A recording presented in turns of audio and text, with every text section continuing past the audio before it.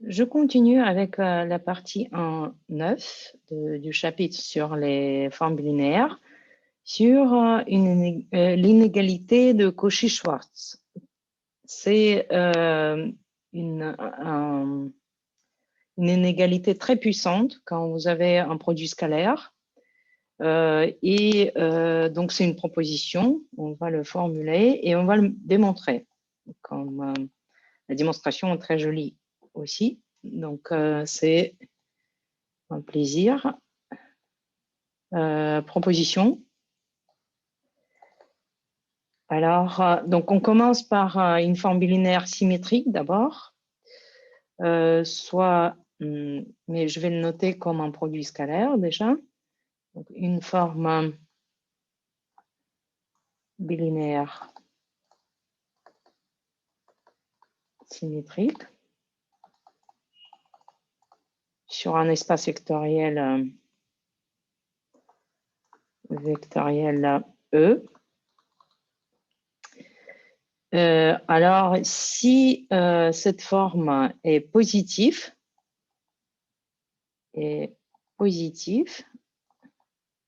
ça veut dire que pour toute x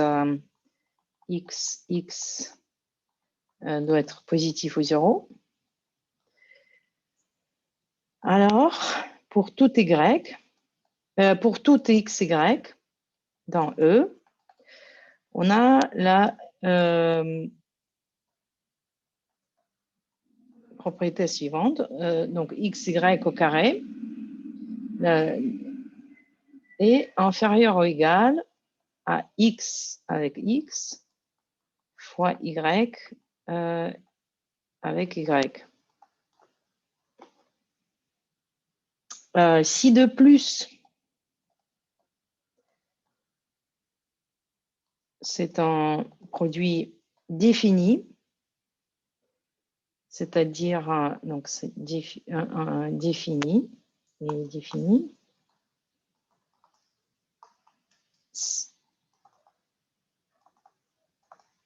c'est-à-dire si xx égale 0, ça implique que x c'est un vecteur 0. Donc ensemble, c'est-à-dire que ça signifie que c'est un produit scalaire.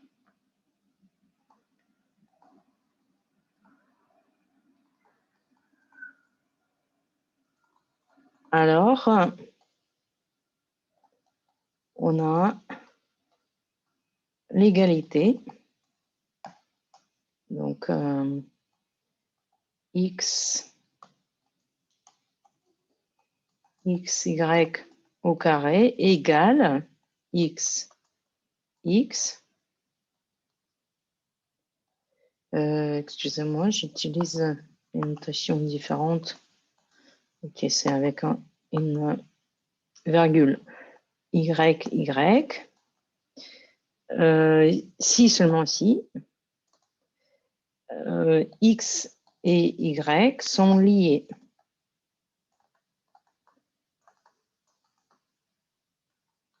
C'est-à-dire qu'il existe une constante. Donc, x, y, on suppose qu'ils sont non nuls. Donc, pour x, y non nul, vecteur non nul,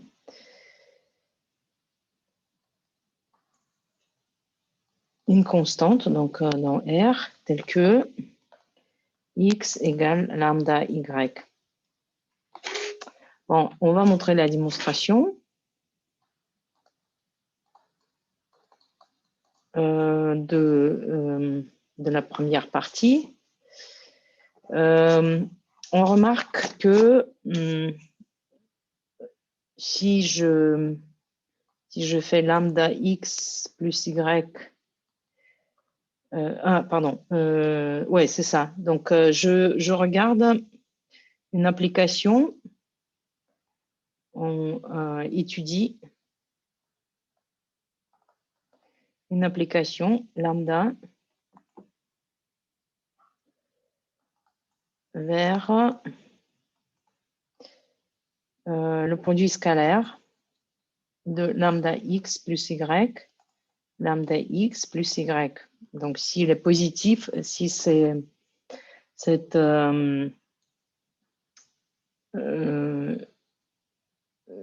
forme bilinéaire symétrique est positive, on a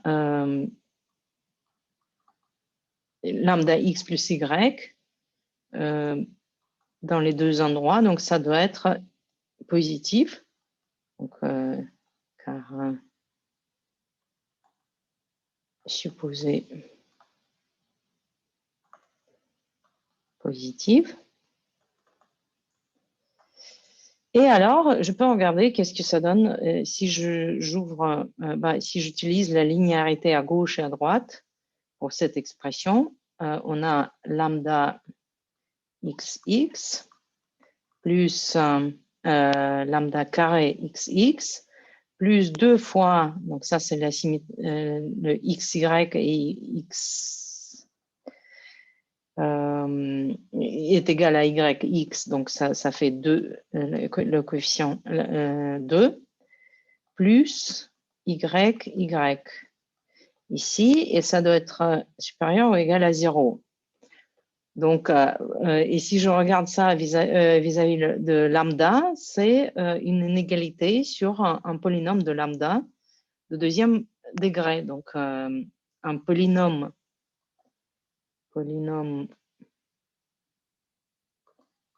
de degré 2, donc ça c'est ce 2-là de lambda au carré, et positif. Bon, on peut se demander quand est-ce qu'il est positif, toujours supérieur ou égal à 0. Donc, A lambda carré plus B lambda 1 plus C doit être supérieur ou égal à 0. Quand est-ce que ça arrive? En fait, si A est positif, on sait qu'il y a 3 possibilités pour une parabole de passer par rapport à l'axe OX. Donc, ça peut ne pas avoir des racines. Donc, ça, c'est bon. C'est notre cas. Ça sera positif. Avoir une seule racine double et avoir 2 racines. Donc, et ça, il y aura la partie négative du polynôme. Donc, ça, c'est négatif quand la valeur de polynôme est inférieure à 0. Donc, ça, on ne veut pas. Donc, ça, c'est pas bon. Donc, ça, c'est pas bon. Ça, on ne veut pas. Par contre, les deux précédents, ça on peut accepter. Mais quand est-ce que ça arrive? Quand on a la discriminante est négatif ou 0. Donc, c'est B carré moins 4AC. Ça doit être négatif ou 0 pour avoir les deux premiers cas dans le passage de la fonction quadratique. Dans notre cas, qu'est-ce que c'est delta, pardon. Donc B, c'est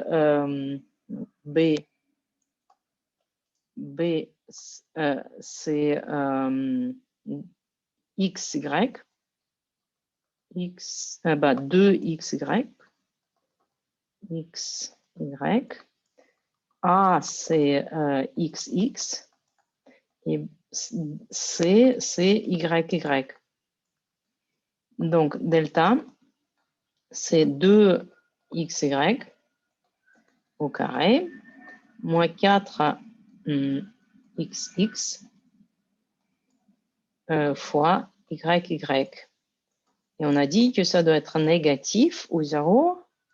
Et bien, voilà notre 4XY inférieur ou égal à 4 XX, YY, là au carré,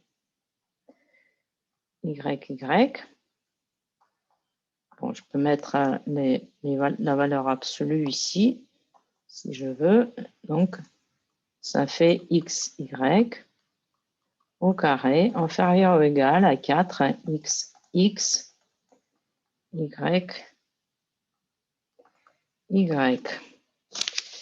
Bon, il faut encore parler du cas d'égalité. Dans un sens, c'est évident. Dans un autre, on peut peut-être discuter plus tard dans les questions. Donc, c'est un exercice. Ça va être un exercice. Donc, à finir dans le cas défini, à réfléchir. Donc, que x, y au carré est égal à xx, y. Cela implique que x, y sont collinéaires dans les deux sens. Donc là, je voudrais plutôt donner quelques exemples. Donc, et ça, on va y revenir à cette inégalité parce que bon, elle est très puissante et il y a certaines choses qu'on montre assez inattendues en l'utilisant. Regardons qu'est-ce que ça signifie dans le cas de Rn. Donc, exemple. Donc, pour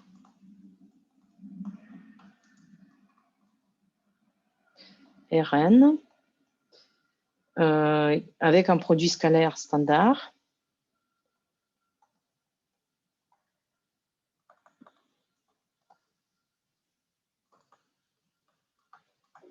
je vais juste écrire standard. Qu'est-ce que ça donne, l'inégalité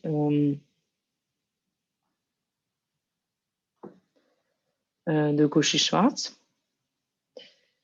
Donc, si je fais dans une base standard, le produit scalaire standard, donc si on a les deux vecteurs x1, xn et y, donc ça c'est x, et y égale y1, yn, et j'écris l'inégalité de Cauchy-Schwarz. Ah, je vois qu'il y a un 4 qui ne doit pas être là. Donc, ça, c'est mon inégalité Cauchy-Schwarz. Dans ce cas-là, donc le produit scalaire de xy, donc c'est x1, y1 plus x2, y2 plus, etc., plus xn, yn. Donc, tout ça au carré, inférieur ou égal à x1 au carré plus x2 au carré plus, etc., xn au carré, multiplié par y1 au carré plus yn au carré. Ben, on voit que c'est, en fait, ça dit une chose suivante, qu'on a le x, y, le produit scalaire au carré, inférieur ou égal à la norme de x fois la norme de y.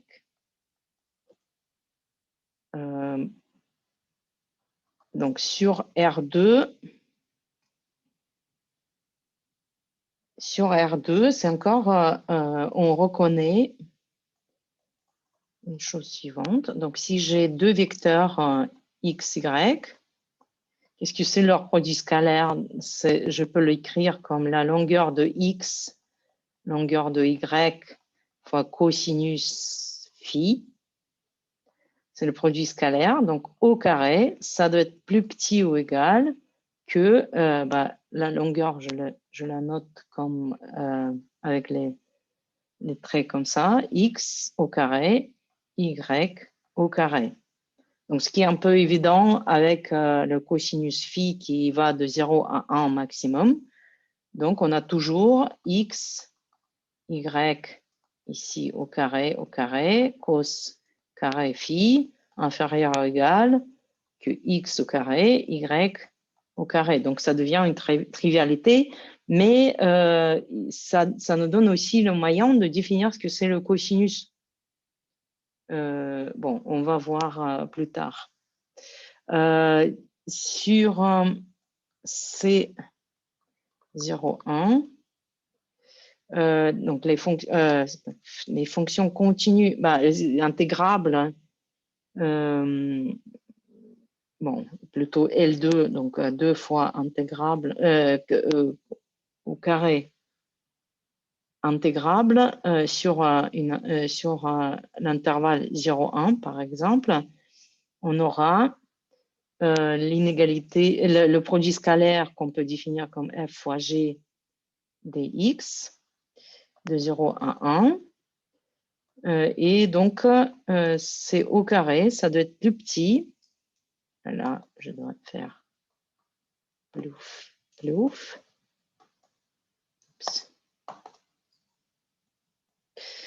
Ça doit être plus petit que donc f au carré dx fois g au carré dx. Voilà, 0, 1, 0, 1.